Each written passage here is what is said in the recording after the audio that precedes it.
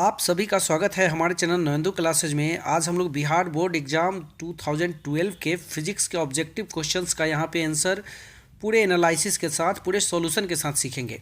आप इस वीडियो को अंत तक देखिएगा। आपको ईच क्वेश्चन का मैं इस तरह से आंसर दूंगा कि आपको याद नहीं करना पड़ेगा, आप उसको समझ जाएंगे। तो चलिए शुरू करते हैं, लेकिन शुरू करने से पहले इस चैनल को सब्सक्राइब कर लीजिए ताकि इस तरह का वीडियो आपको सबसे पहले मिलता रहे। सबसे पहले हम बात करेंगे क्वेश्चन नंबर 1 पे। 1 statcoulomb is equal to dot dot dot coulomb. देखिए, हम लोग जानते हैं कि 1 coulomb is equal to 3 × 10⁹ ESU होता है। तो 1 ESU इज इक्वल टू हो जाएगा 1/3 × 10⁹ कुलाम। 1/3 और 10⁹ ऊपर चला जाएगा तो 10⁻⁹ कुलाम। और जानते हैं ESU को ही स्टैट कुलाम कहते हैं। ESU को स्टैट कुलाम भी कहते हैं, फ्रैंकलिन भी कहते हैं। तो इस तरह से 1 statcoulomb is equal to हो गया 1/3 × 10⁻⁹ कुलाम। तो सही आंसर जो है यहाँ पर डी नंबर जो है सही ऑप्शन होगा। हम लोग डी पर क्लिक करेंगे। अब हम लोग बात करेंगे सेकंड नंबर क्वेश्चन पे। यहाँ पे कहता है biconvex lens mu is equal to 1.5 has equal curvature each of 20 centimetre. The power of the lens is. एक बाई कन्वेक्स लेंस है, इसका जो कर्वेचर है, दोनों कर्वेचर इक्वल है। तो आप देख सकते हैं R1 इज इक्वल टू भी 20 सेंटीमीटर और R2 इज इक्वल टू भी 20 सेंटीमीटर। फर्स्ट सरफेस का फर्स्ट जो कर्वेचर है उसका रेडियस और सेकंड कर्वेचर का भी रेडियस दोनों इक्वल है। लेकिन एक रेडियस R1 जो है पॉजिटिव होगा चूंकि राइट साइड में है ये, और R2 जो है निगेटिव होगा, ये लेफ्ट साइड में है। म्यू इज इक्वल टू दिया हुआ है 1.5। हम लोग लेंस मेकर्स फॉर्मूला से पढ़े हैं 1/f is equal to mu minus 1 into 1/r1 minus 1/r2। Mu is equal to यहाँ पे 1.5 माइनस 1 हो जाएगा 1 यहाँ पे आप देख सकते हैं 20 सेंटीमीटर को मीटर में बदल दिए हैं तो 0.20 मीटर, और यहाँ पर भी माइनस 0.20 मीटर। तो ये वैल्यू यहाँ पे हम लोग डालेंगे और ये माइनस माइनस यहाँ पे प्लस हो जाएगा। आप देख सकते हैं ये 1/0.20 और 1/0.20, तो ये 2/0.20 हो जाएगा। डेसिमल हटाने के लिए उस पर ऊपर 20 दे दिए तो ये 200/20 हो जाएगा। इधर 1.5 में से 1 सब्सट्रैक्ट किए हुए तो 0.5 है। तो ये टोटल आप सॉल्व कीजिएगा तो आएगा 5। आप देख सकते हैं 1/f का वैल्यू हम लोगों ने निकाला है, और फोकल लेंथ के रेसिप्रोकल को ही पावर कहा जाता है। तो P is equal to 1/f is equal to 5 dioptre. तो यहाँ पे सही आंसर जो है ए नंबर होगा। 2 का ए नंबर ऑप्शन पे हम लोग क्लिक करेंगे यहाँ पे। अब हम लोग 3 नंबर क्वेश्चन पे बात करेंगे। The equivalent capacity between point A and B is. आप देख सकते हैं यहाँ पे ये 4 और ये 4 माइक्रोफेराड दोनों आपस में सीरीज में है। तो देखिए यहाँ पे सीरीज में इनका इक्विवेलेंट कैपेसिटेंस आप जानते हैं CS is equal to C1 × C2/C1 + C2 होता है। तो 4 × 4/4 + 4 इज इक्वल टू हो जाएगा 16/8 इज इक्वल टू 2 माइक्रोफेराड। यानी ये दोनों 4 जो सीरीज में है इनका इक्विवेलेंट जो है 2 माइक्रोफेराड होगा। अब इस 2 के साथ ये 2 जो है पैरेलल में है। तो देखिए पैरेलल में आप जानते हैं इक्विवेलेंट कैपेसिटेंस C1 + C2 होता है, तो 2 + 2 इज इक्वल टू हो जाएगा 4 माइक्रोफेराड। यानी ये 3 कैपेसिटर्स मिलकर 4 माइक्रोफेराड है। अब इन 3 के साथ 3 का इक्विवेलेंट कैपेसिटेंस 4 है, उनके साथ ये 4 और ये 4 सीरीज में है। तो ये तीनों सीरीज में है, तो 1/CS is equal to 1/C1 + 1/C2 + 1/C3। इसलिए 1/4 1/4 1/4 तो 3/4 1/CS1 इज इक्वल टू, तो इसलिए CS1 is equal to 4/3 microfarad. ये 5 जो कैपेसिटर्स कनेक्टेड है इनका इक्विवेलेंट कैपेसिटेंस जो है 4/3 माइक्रोफेराड होगा। और यहाँ पर सही ऑप्शन जो है बी नंबर ऑप्शन सही होगा। हम लोग बी पर यहाँ पर क्लिक करेंगे। अब हम लोग बात करेंगे 4 नंबर क्वेश्चन पे। यहाँ पे कहता है the number of neutrons in an atom of thorium is. आप देख सकते हैं यहाँ पे थोरियम का 90 जो है यहाँ पे एटॉमिक नंबर दिया हुआ है, और 230 जो है इसका मास नंबर दिया हुआ है। मास नंबर किसको बोलते हैं? P+N को। और एटॉमिक नंबर किसको बोलते हैं? P को भी और E के नंबर को भी, प्रोटॉन के नंबर को भी और इलेक्ट्रॉन के भी नंबर को। आप देख सकते हैं A is equal to P+N है।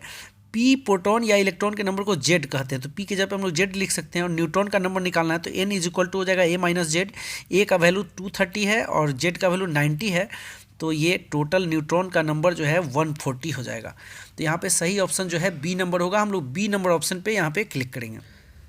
अब हम लोग बात करेंगे 5 नंबर क्वेश्चन पे। कहता है the permeability of a ferromagnetic substance is. हम लोग पढ़े हुए हैं कि relative permeability μr is equal to होता है 1 + χm। और हमको यह भी मालूम है कि किसी फेरोमैग्नेटिक मटेरियल में मैग्नेटाइज्ड होने की प्रवृत्ति ज़्यादा होती है, इसलिए उसका काइम का वैल्यू ज़्यादा होगा, इसलिए म्यू आर का वैल्यू भी बहुत ज़्यादा होता है। म्यू आर का वैल्यू 1000 से लेकर 2 लाख तक होता है। ये डिपेंड करता है कि फेरोमैग्नेटिक मटेरियल कितना प्योर है। तो अगर हम लोग यहाँ पे हम लोग जान रहे हैं कि म्यू आर का वैल्यू 1 से बहुत ज़्यादा होता है। Relative permeability of ferromagnetic material is far greater than 1।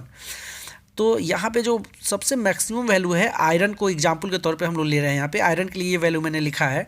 तो प्योर आयरन हो तो 2 लाख उसका रिलेटिव परमिएबिलिटी का वैल्यू होता है। तो mu r is equal to हो जाएगा 2 × 10⁵। म्यू आर बोलते हैं म्यू बाई म्यू नॉट को, 2 × 10⁵। Mu is equal to 2 × 10⁵ into mu naught. Mu naught का वैल्यू 4π × 10⁷ होता है। अगर पाई को हम लोग 3.14 ना लेकर 3 भी ले लें तो 4 3 जा 12 और 12 2 जा 24 हो जाएगा। और यहाँ पे 10⁵ और 10⁻⁻7 हो जाएगा 10⁻²। तो ये वैल्यू हो जाएगा 0.24। ये हमने डिस्कशन जो है आयरन के लिए किया है। आयरन जो कि एक फेरोमैग्नेटिक मटेरियल है, आप देख सकते हैं उसका रिलेटिव परमिएबिलिटी तो 1 से फार ग्रेटर होता है, लेकिन उसका परमिएबिलिटी जो है 1 से यहाँ पे स्मॉल है, 0.24 आया। तो यहाँ पे म्यू जो है रिलेटिव परमिएबिलिटी तो 1 से फार ग्रेटर देन होगा, लेकिन किसी भी फेरोमैग्नेटिक मटेरियल का परमिएबिलिटी जो है 1 से स्मॉल होगा। तो यहाँ पे सही ऑप्शन जो है सी नंबर होगा। हम यहाँ पे सी पर क्लिक करेंगे। अब हम लोग बात करेंगे 6 नंबर क्वेश्चन पे। कहता है the peak voltage of N AC is 440 volts, it's virtual voltage is. यहाँ पे आप देख सकते हैं पीक वोल्टेज दिया हुआ है 440 वोल्ट है, ई नॉट से डिनोट करते हैं। और आरएमएस जो वोल्टेज होता है उसी को वर्चुअल वोल्टेज या इफेक्टिव वोल्टेज बोलते हैं। यही हमसे पूछा गया है। हम लोग फार्मूला पढ़े हुए हैं, ERMS is equal to E naught by √2।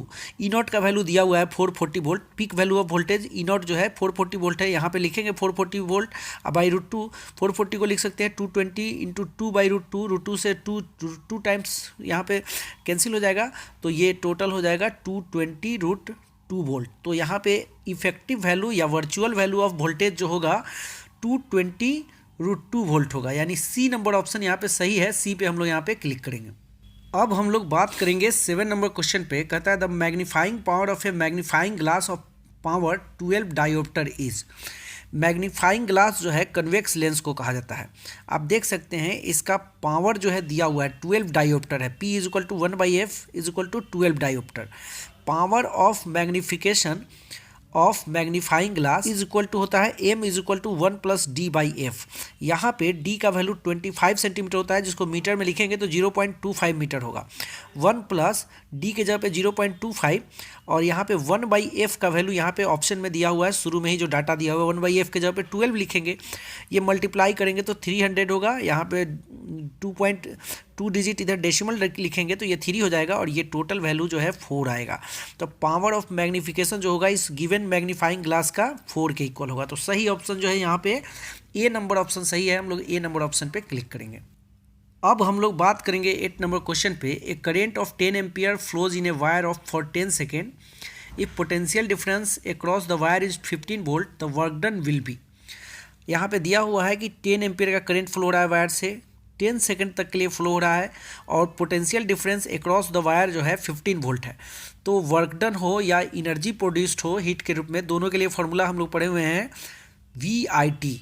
V के जगह पे वोल्टेज, I के जगह पे करंट और T के जगह पे टाइम लिखेंगे। ये मल्टीप्लाई करेंगे तो ये टोटल आएगा 1500 जूल। तो यहाँ पे सही ऑप्शन जो है सी नंबर होगा। सी नंबर ऑप्शन पे हम लोग यहाँ पे क्लिक करेंगे। अब हम लोग बात करेंगे 9 नंबर क्वेश्चन पे। कहता है the logic gate shown in the figure is. आप यहाँ पर देख सकते हैं मैंने तीनों basic logic gate, and gate, or gate और नॉट गेट को यहाँ पर दिखाया है। आप खुद से फिगर देखकर डिसाइड कर लीजिए कि गिवन गेट कौन सा गेट है। यहाँ फिगर में जो दिया हुआ गेट है यह एंड गेट है।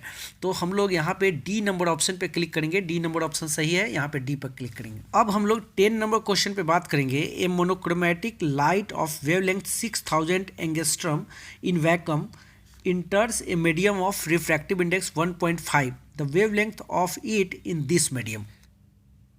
यहाँ पर आप देख सकते हैं वैक्यूम में वेवलेंथ जो है 6000 एंगस्ट्रम है, तो ये हो जाएगा 6 × 10⁻⁻7 मीटर।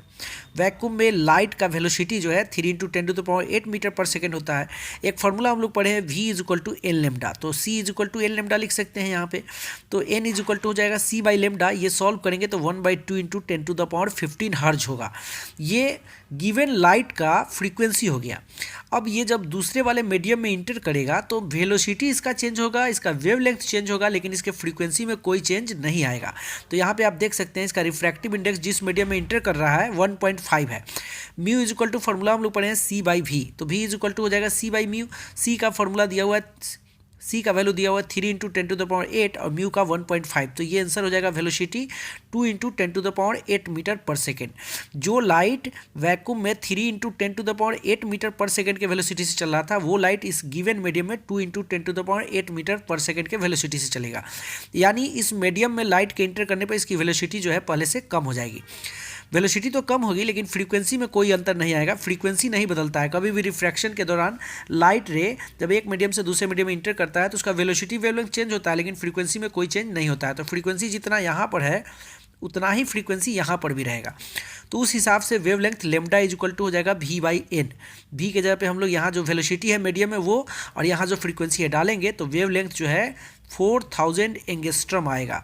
तो यहाँ पे सही ऑप्शन जो है ए नंबर ऑप्शन सही है। ए पर हम लोग यहाँ पे क्लिक करेंगे।